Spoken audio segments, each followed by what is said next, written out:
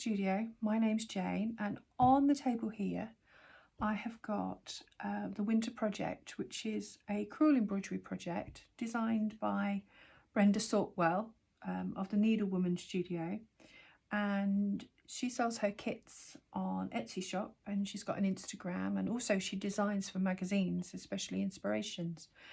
And we were lucky enough to have her in the studio at the old art room, and every month she came along and she took us through each section of this beautiful piece of work.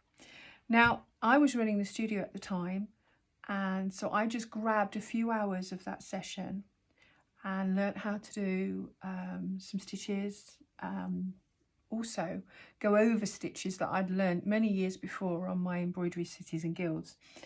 And it was lovely to be able to be, participate in this. And of course, when you start a large project, you've got lots of enthusiasm, and also you need to organise yourself as well, especially something like this, because you want to be able to get it out and be able to work on it. And that is half the actual thing, is being able to just pick it up and start. So what we did first of all is, when we got our threads, now these threads are Appleton Wools, and they're beautiful to work with, and they pull through the actual fabric. And the fabric is a linen twill, and it is a nice even weave, quite rough in its nature, but it's lovely to actually stitch on. Now, each month Brenda would bring another bag of threads for us to use within each section. So we actually started with this section.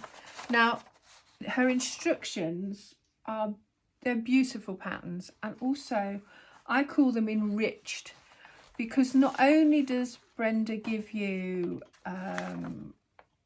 the actual design that you're going to work on, that she's actually done, you then get detailed areas. So in this case, you can see that's what we started on first, and this was the actual pattern piece as well that you came with it. You can see it says part 1, and on here there was split stitch, there was trellis work, satin stitch, stem stitch, and we did about 10, I would say 10, maybe 11 stitches over the project. And it was just amazing. Some stitches, like bullion, when you're wrapping a needle round 21 times, was a bit exasperating, but what a beautiful effect that it did. And what I'll do is I'll show you some close-ups.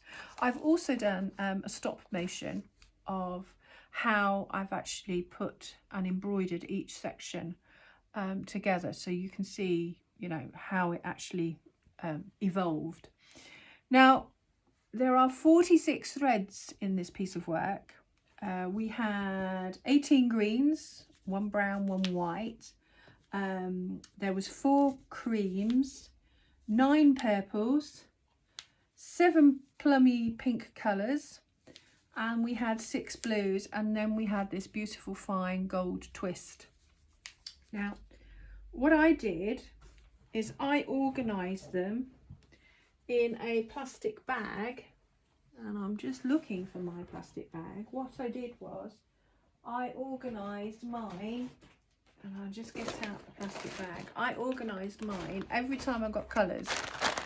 I actually put them in, so I ended up with all the greens in one, all the pinks in another, all the blues in another, all the purples, as you can see here, in a bag. So they were easily accessible. And because of the colour coding on here, I was just able to go to that bag and pick it out. All right. Now, before you start an embroidery, you've got to consider whether you're actually going to use a hoop. You're going to actually put something behind to stiffen it, or in this case, Brenda advised that we all used a frame. Now, this is just an ordinary wrap frame where you stitch your edgings on, and I'll talk about those in a minute. You're actually stitching your work to this with a nice strong thread and a nice small running stitch to it, so that you could actually turn it and roller it. you needed to have it long rather than a hoop, because there's so much detail in here. If you put it in a hoop, you would end up bending the threads as you actually put it through the hoop, and also trapping it, which would weaken the actual stitches. And in the end, of course, you're putting so much time in it that you want to actually give it the best treatment possible. So to begin with, I cut strips of calico that were as long as the piece of work, and here I zigzagged all the edges because I knew it was going to be on quite some time, and around actually to the piece of work, so that, you know, you can see I've put the end pieces on, and then this. I was surprised when I took it off the frame how mucky these edges were, because as I'd gone through each piece, I actually placed a piece of cotton fabric over each section, so that when I was leaning on the stitches that I'd previously done, it was keeping them clean. If you do find wool, using tapestry wools or wools hard with your hands, now I'm a gardener, so, and I do lots of other projects, so my hands sometimes can be quite rough. So I find about half an hour beforehand, wash your hands, excuse me, and then put on some good quality hand cream, let it soak in, and then you're ready to actually do these, do your embroidery. It's about setting it up so that you know that's what you're doing. This one, we actually used a milliner's needle. You see how, so it's very long, and it's also got a long head, and it's very strong. Pardon me. In its name, the milliner's needle, you can tell it's having to go through a lot of layers and thick thread, so it's ideal for this type of project. The gold thread, I used a finer needle to actually pull it through. Now, when you're threading wools, you can find it hard if you're trying to actually thread through this way. I actually bend it over the needle from the top down, so it makes it thin, and then I push it through so that it's coming through the needle that way, and it makes it far easier to thread. So all you're doing is you're actually folding it over, twisting, and then pushing through, all right, to thread your needle.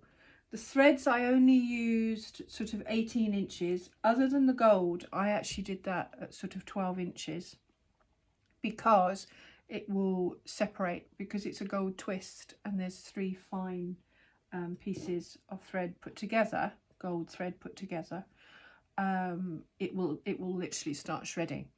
All right, so that's the sort of setup. Now there are lots of frames. There are some beautiful like slate frames, which are nice solid ones. If you want to put it on a stand, you can do. I didn't. I had it on my lap, and I would often work next to a pillow or a cushion, and I would put that on so that I was leaning my frame, so I could still use both hands.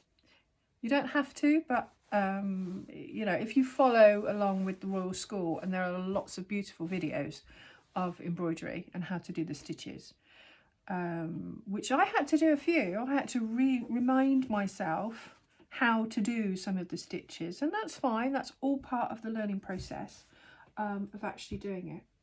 Now, we started this September the 21st, 2018.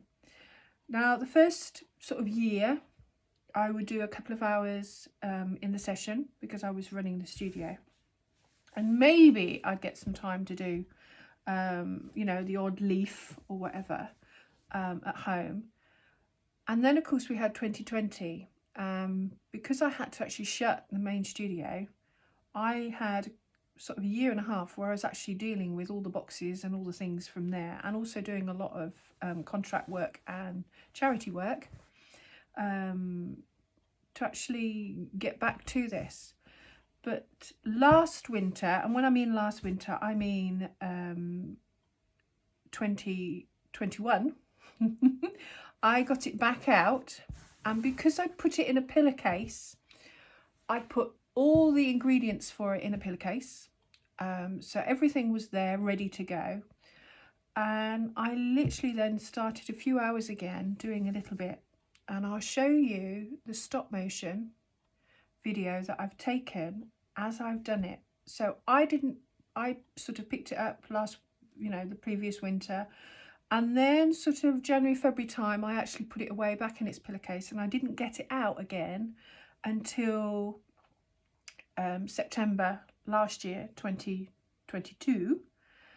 And then it was in earnest because my mum was 80 just after Christmas. So I wanted to actually finish it and get it done. Now, it came to her birthday and I'd got right up to this bit. And she had actually seen it in progress, so she knew what I was doing. And I had to say to her, Mum, it's for you and your birthday. Luckily enough for me, January has a 29th, and that's on a Sunday. So this is why I'm putting the video together, because I wanted to show you before I actually put it together in a cushion. And I'm going to use this beautiful green fabric behind and have a piping all the way around the back, because it's bringing it up to date.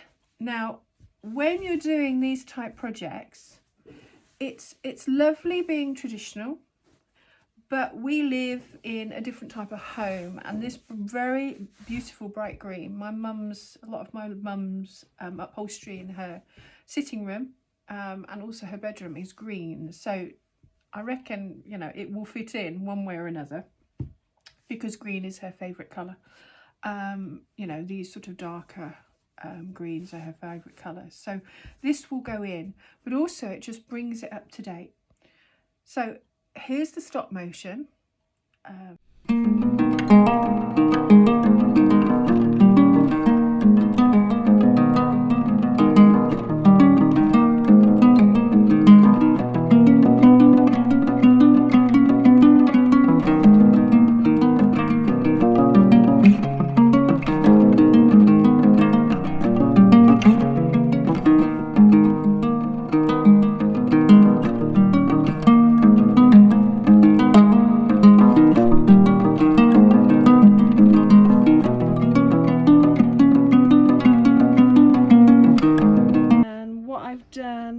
I've taken it off the frame and off the cream surrounds. I've ironed it with a damp cloth from the back, and then I've popped on the backing and the cording all the way around.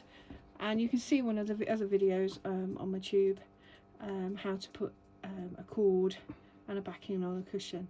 So this is all ready now to give to Mum for her birthday, and I'm really pleased that it's finished. So thank you to Brenda for designing it and preparing the kit for us, and her wonderful instructions. And I'll tell you how it gets on with Mum, and see you soon.